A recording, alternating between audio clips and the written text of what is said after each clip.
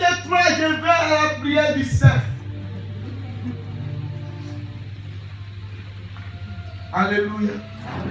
1, 2, 3. Mais c'est à cause de sa prière que tu seras sauvé. Amen. Beaucoup de personnes ne savent pas que c'est à cause de leur prière que très souvent leurs conjoints sont sauvés. Ou leurs conjoints, ou leur famille. Et si toi, ce que Dieu compte, tu abandonnes, écoute-moi très bien. Tu es en train de livrer ta famille à la perdition. Dis à quelqu'un, tu ne perds pas ton temps. Alléluia. Tu ne perds pas ton temps, bien-aimé de Dieu. Toute personne qui prie finit par rencontrer Dieu et finit par être vainqueur. Le chemin de la victoire passe par le chemin de la prière. Il n'y a pas de victoire sans prière, bien-aimé de Dieu. Et là où l'ennemi posera des pièges pour t'empêcher d'aller de l'avant, étant donné que tu es dans la prière et que tu vas obéir à cette loi de la prière, Dieu va tout dévoiler ou que envoyer ses anges pour déguerpir de devant toi tous les obstacles que l'ennemi aura posés. Et je déclare en ce soir, tout ce que l'ennemi a posé devant toi, au nom de Jésus-Christ de Nazareth, ces montagnes vont quitter ta vie, au nom de Jésus-Christ. Ces montagnes vont quitter ta vie en ce soir, au nom de Jésus-Christ. Ces montagnes quittent ta vie à l'instant même, au nom de Jésus-Christ. Deuxième chose, le livre de Jonas nous enseigne que Jonas fuyait la face de Dieu. Jonas est allé sur un bateau. Dieu lui a dit, va faire ma mission. Il dit, moi Jonas, je n'ai pas encore fini de vivre. Il est allé sur le bateau. Écoutez-moi bien. Pendant que Jonas était sur le bateau, l'Écriture sainte nous dit que Dieu a soulevé un vent mortel à cause de Jonas. Ça veut dire quoi? Ça veut dire que Dieu a scellé un jugement sur Jonas. À cause de Jonas, Dieu a failli faire mourir tous ceux qui étaient dans le bateau. Ce n'est pas le problème de Dieu. Son seul problème, c'est que Jonas lui a désobéi.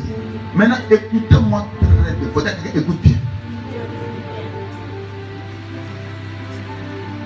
Dieu a voulu faire mourir Jonas et tous ceux qui étaient dans le bateau. Mais surtout ceux qui étaient dans le bateau à cause de Jonas.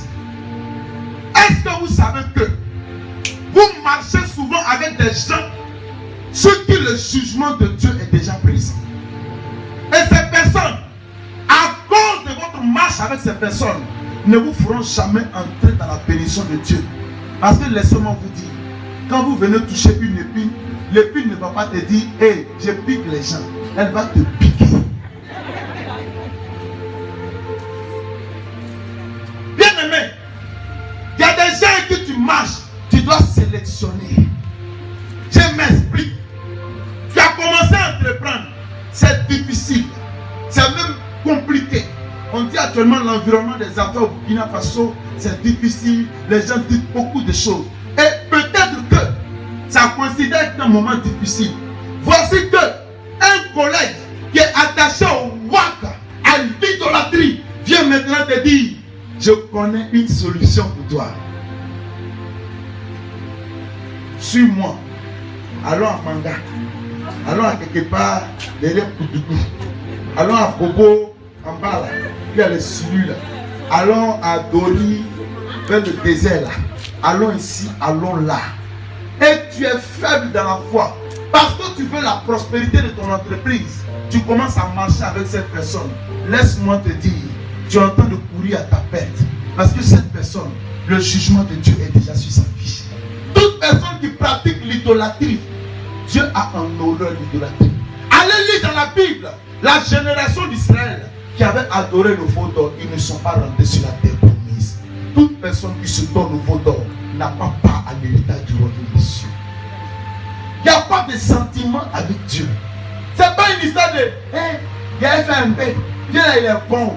On dit quoi, Dieu là, il est miséricorde.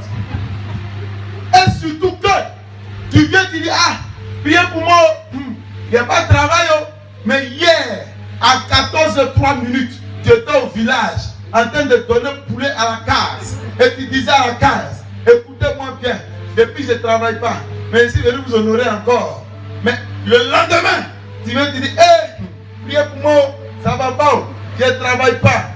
À qui tu mens? Tu mens à toi-même. Tu ne mens pas à Dieu. C'est toi-même tu blagues. Et quand on va prier, il n'y a rien.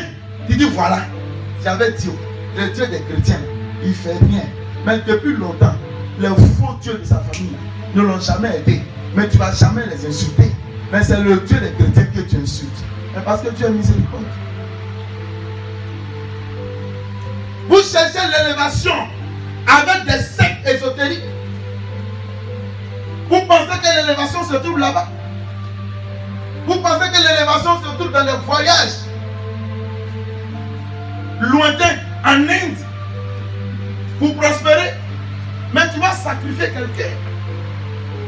Le diable, quand il te donne, c'est qu'il y a quelque chose que tu vas lui sacrifier. Il n'y a rien à faire, il n'y a pas de cadeau d'État. Il faut lever ça de ta tête. Ah, on dit c'est pour nous aider. On dit c'est pour aider la famille. On dit c'est pour soutenir la famille. Hey! Depuis tu fais là, où tu vas? Tu es où? Ce sujet-là, beaucoup de chrétiens ne veulent pas entendre ça. Parce qu'ils veulent faire 1, 2, 3, bine, un Dieu. Ça ne marche pas. Ça ne peut pas marcher. Alléluia. Dis à quelqu'un, c'est pas toi des idolâtres.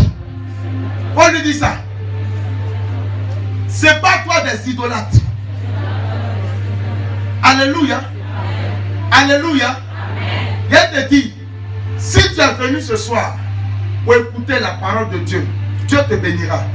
Mais si tu retournes après, tu appelles ton oncle par intermédiation, tu dis, va saluer le petit chat pour moi. Elle te dit, tu es venu ce soir. C'est bon ça, c'est zéro. C'est même pas la peine de venir. À qui tu fais confiance, bien-aimé? À Dieu ou au fétiche de ton village? À qui tu fais confiance? Ce soir, je te propose, fais confiance à l'Éternel. Il ne trahira jamais. Il ne t'oubliera pas, bien-aimé de Dieu. Telle est sa promesse à ton endroit.